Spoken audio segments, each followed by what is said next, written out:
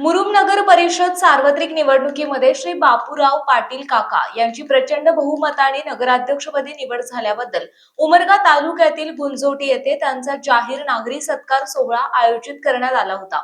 या सत्कार सोहळ्याला प्रमुख अतिथी म्हणून माजी राज्यमंत्री तथा भाजपचे लातूर जिल्हा ग्रामीणचे जिल्हाध्यक्ष बसवराज पाटील उपस्थित होते। तत्पूर्वी गुंजोटी गावातील छत्रपती शिवाजी महाराज आणि महात्मा बसवेश्वर महाराज यांच्या अश्वारूढ पुतळ्यांना अभिवादन करण्यात आले। तसेच भवानी माता मंदिरात जाऊन आशीर्वाद घेतले। कार्यक्रमात पाटील कुटुंबाचा प्रमुख या नात्याने उपस्थितांना संबोधित करताना गुंजोटी सारख्या ऐतिहासिक आणि सांस्कृतिक परंपरा लाभलेल्या शहरात माझे बंधू श्री बापूराव पाटील काका यांचा जाहीर सत्कार आयोजित केल्याबद्दल गुंजोटीकरांप्रती मनपूर्वक कृतज्ञता व्यक्त केली। तसेच श्री बापूरावजी यांच्या नेतृत्वाखाली मुरुम नगर परिषदेचे कार्यक्षेत्र अधिकाधिक विकसित होईल असा विश्वास व्यक्त केला।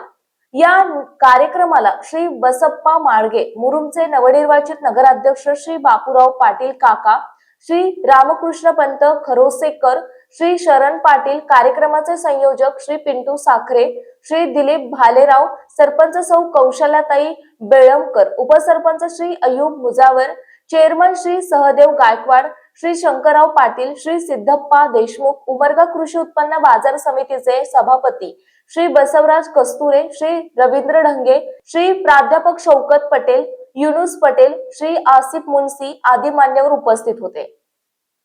सत्कार सोहळ्याच्या स्वागत समितीत श्री अमर नाईकवाडे, श्री विशाल गायकवाड, श्री रतन दुधभाते, श्री सुशील जाधव, सौ गोदावरीताई साखरे, श्री पांडुरंग खमितकर, इम्रान मुजावर, श्री प्रदीप शिवणेचारी, श्री चंद्रशेखर कदेरे, श्री सुनील हारगुळे यांचा समावेश होता।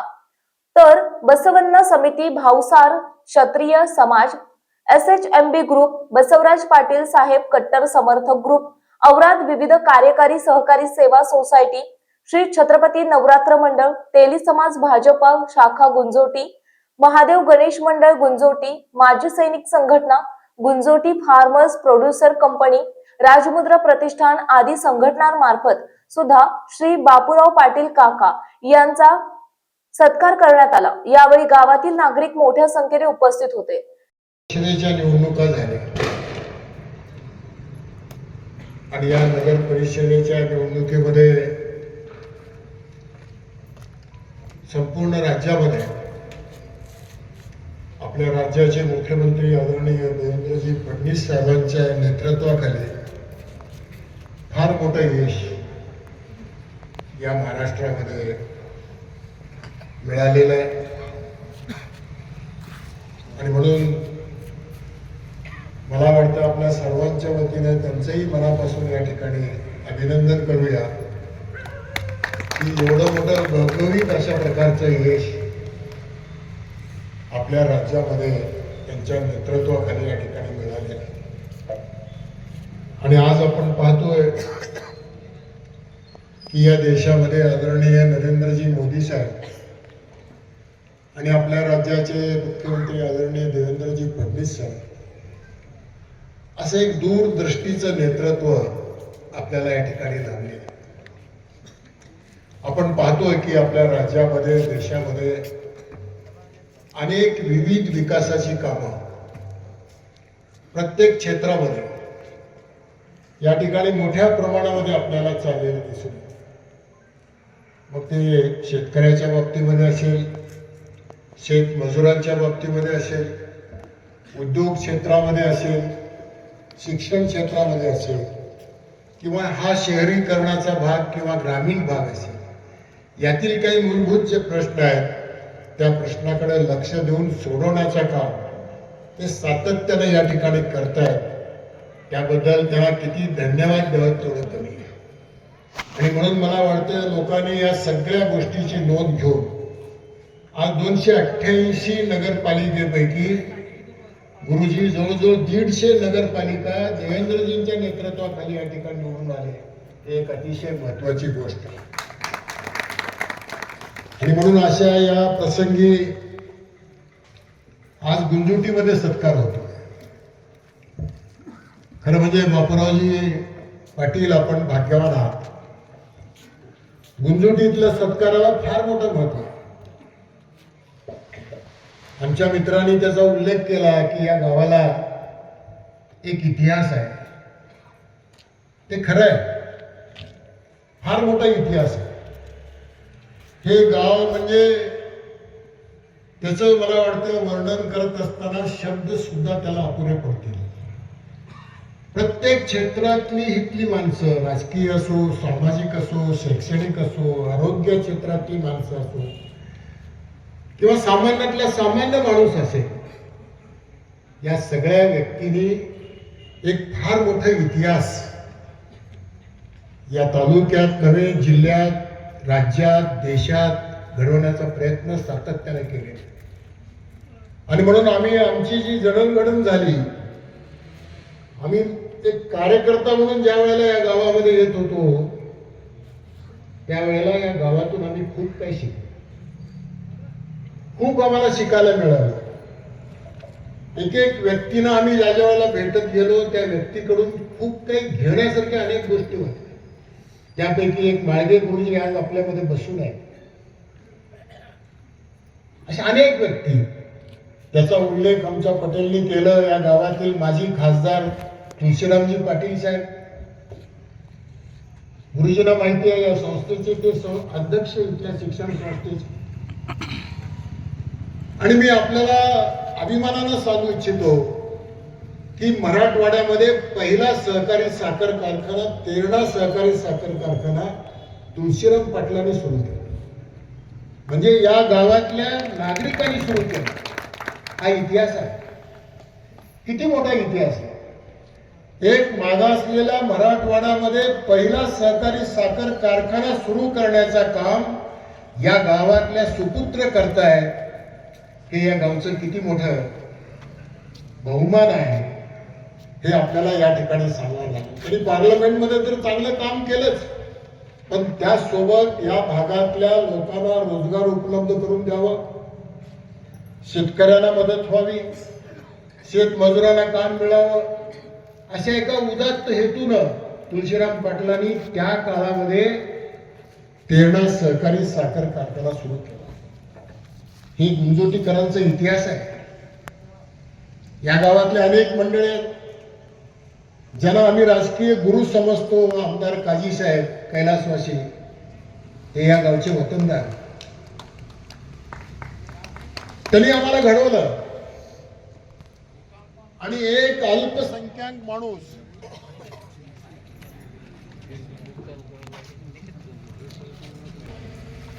जे आमचे राजकीय गुरु गुरुजींना माहिती आहे की ज्यांनी आम्हाला घडवलं.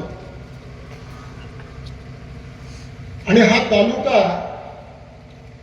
किती विचारवंतांचा तालुका आहे, किती लोकशाहीला मानणारा तालुका आहे, हे सुद्धा मी आज आपल्याला आवर्जून सांगू इच्छितो. एक अल्पसंख्याक माणूस या तालुक्यामध्ये 2 वेळा ते निवडून आले. 2 वेळा. आणि राज्याच्या मंत्रिमंडळामध्ये त्यांना प्रतिनिधित्व करण्याची संधी मिळाली. मला वाटतं महाराष्ट्रामध्ये प्राध्यापक पटेल असं कुठंच घडलं नाही. हे उमरगा तालुका आणि गुंजोटीकरांनी घडवलं, हे मी आज आपल्याला या ठिकाणी सांगू इच्छितो. एवढा मोठा इतिहास. आणि म्हणून या राजकीय जीवनामध्ये आम्ही ज्या ज्या वेळेला काम करतो त्या वेळेला इथला आदर्श, इथली प्रेरणा, इथली ऊर्जा आम्हाला सातत्यानं मिळालंय. आणि आज तीच प्रेरणा, तीच ऊर्जा बापूरावजींना जर मिळत असेल तर मी पाटील परिवाराच्या वतीनं आपल्यासमोर नतमस्तक होतो आणि धन्यवाद या ठिकाणी देतो. अशा अनेक उदाहरणं या गावामध्ये शिक्षण संस्था तुळशीराम पाटलांनी सुरू केलं आणि डॉक्टर पतंगे यांनी वाढवलं. गुरुजी त्या ठिकाणी मुख्याध्यापक म्हणून त्यांनी काम केलं. आणि आज आपण पाहतोय की महाराष्ट्रामध्ये उमरग्याला 2 सिनियर कॉलेज, त्यापासून 5 किलोमीटरवर इथलं एक वरिष्ठ महाविद्यालय. असं खरोखर होऊ शकते का? होऊ शकत नाही. पण तेवढ्याच दर्जेनं, तेवढ्याच विचारानं, तेवढ्याच दर्जेदार पद्धतीनं या ठिकाणी सुद्धा संस्था डॉक्टर पतंगे साहेबांनी उभा करून या भागातल्या लोकांना एक चांगल्या प्रकारची शिक्षणाची सोय त्यांनी करून दिलं. हे इतिहास या गुंजोटीकरांचा आहे. तो इतिहास गुंजोटीकरांनीच घडवला. स्वातंत्र्यपूर्व काळातली संस्था मी मंत्री असताना मुख्यमंत्र्याला इथं घेऊन येऊन घोषणा करायला लावली की महाराष्ट्रातल्या सगळ्या स्वातंत्र्यपूर्व काळातल्या या सगळ्या संस्थांना अनुदान मिळावं अशा प्रकारची व्यवस्था आम्ही या ठिकाणी करून दिली. हे सुद्धा इतिहास या गुंजोटीकरांचा. अशा अनेक मंडळी ज्यांना आम्ही भेटलो, बोललो, सांगितलो, ज्यांच्याशी चर्चा केली, अशा अनेक मान्यवरांनी या या गुंजोटीमध्ये आणि या परिसरामध्ये त्यांचं खूप मोठं योगदान आहे. मला आठवत आहे आमचे मित्र राम पाटील, आमचे दुसरे मित्र शेषराव पाटील, एक राजबिंडा माणूस.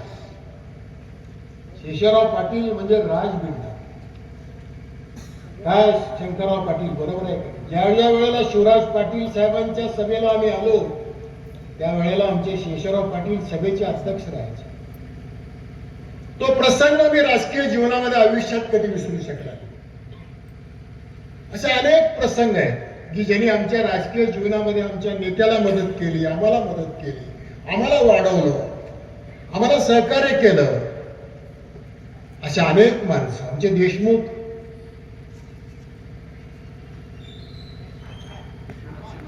विश्वनाथ देशमुख, आमचे दुसरे देशमुख, अशा अनेक मंडळी, अशा अनेक मंडळींनी सुद्धा या ठिकाणी मोठ्या प्रमाणामध्ये काम केलं. सांगण्याचा मला हेच उद्देश आहे. अनेक क्षेत्रामध्ये मला आठवत आहे मी जिल्हा परिषदचा उपाध्यक्ष होतो आणि निजाम काळातली दवाखाना या गावात सुरू होते, इनानी दवाखाना. आठवत आहे का गुरुजी? आणि मी महाराष्ट्राच्या मुख्यमंत्र्यांपर्यंत त्याचा पाठपुरावा केला. आणि ज्या वेळेला ही वैद्यकीय सेवा या तालुक्यामध्ये, जिल्ह्यामध्ये, गावामध्ये, मराठवाड्यामध्ये नव्हती त्यावेळेला या गावामध्ये वैद्यकीय सेवा इनानी डॉक्टर शाहीवाले, त्यांचं नाव आहे डॉक्टर शाहीवाले, त्यांनी या गावामध्ये इनानी दवाखाना सुरू केला. आणि तो दवाखाना माझ्याकडे त्यांनी तो प्रस्ताव घेऊन आले आणि सांगितले मी 50 वर्षापासून हे दवाखाना चालवतो आणि याला कुठेतरी मदत झाली पाहिजे. आणि तो प्रस्ताव आम्ही मुख्यमंत्र्यांपर्यंत घेऊन गेलो आणि गुरुजी आपल्याला आठवत असेल त्याला आम्ही अनुदान सुरू केलं. आणि असं राज्यभरातले जेवढे इनानी दवाखाने आहेत त्या सगळ्यांना त्या ठिकाणी अनुदान देण्याची व्यवस्था सरकारच्या वतीनं करण्यात आली. आणि म्हणून वैद्यकीय क्षेत्रामध्ये सुद्धा त्या काळापासून एवढे चांगले काम करणारी माणसं या गावामध्ये चंद्रशेखर साहेब जन्माला आले. ते असं हे भूमी आहे. आणि या सगळ्या भूमिपुत्राचा असा हा इतिहास आहे. आणि अशा या भूमिपुत्राच्या या गावाच्या इतिहासामध्ये माझ्या भावाचा सत्कार होतोय याच्यापेक्षा आनंद दुसरा कुठला असेल. आणि म्हणून मला आज गुंजोटीला सत्कार म्हटल्यानंतर मला फार मोठा मनापासूनचा आनंद झाला. आणि म्हणून मला एवढंच सांगायचं आहे की आजचा हा सत्कार नव्हे तर हे आशीर्वाद रूपी एक प्रकारचा हा कार्यक्रम आहे. आणि खऱ्या अर्थाने हे एक आशीर्वाद आहे. आणि हा आशीर्वाद घेऊन बापूरावजी या पुढच्या काळामध्ये आस्थानात त्यांनी जे काम केलंय त्याच्यापेक्षा अधिक काम या नगरपालिका बनवून असेल किंवा या सगळ्या शहरी ग्रामीण भागातले जे काय प्रश्न असतील या सगळ्या प्रश्नाकडं त्यांनी जाणीवपूर्वक लक्ष देऊन सातत्यानं ते सगळे प्रश्न सोडवण्यासाठी प्रयत्नशील राहतील. आणि हे प्रयत्न करण्यासाठी म्हणून त्यांना ईश्वर आयुष्य देवो, त्यांना शक्ती देवो हीच प्रार्थना आजच्या या निमित्तानं मी या ठिकाणी करतो. आणि फारसं वेळ न घेता एवढे आमचे सगळे तरुण मित्र, तरुणांची संख्या मोठी आहे. हे उद्याचं भविष्य आहे, देशाचं भविष्य आहे, परिसराचं भविष्य आहे, राज्याचं भविष्य आहे. आणि म्हणून या तरुणाला पाहून सुद्धा हे इतिहास सांगावं असं मला वाटतं की तुमच्या समोर सुद्धा हा एक फार मोठा आदर्श.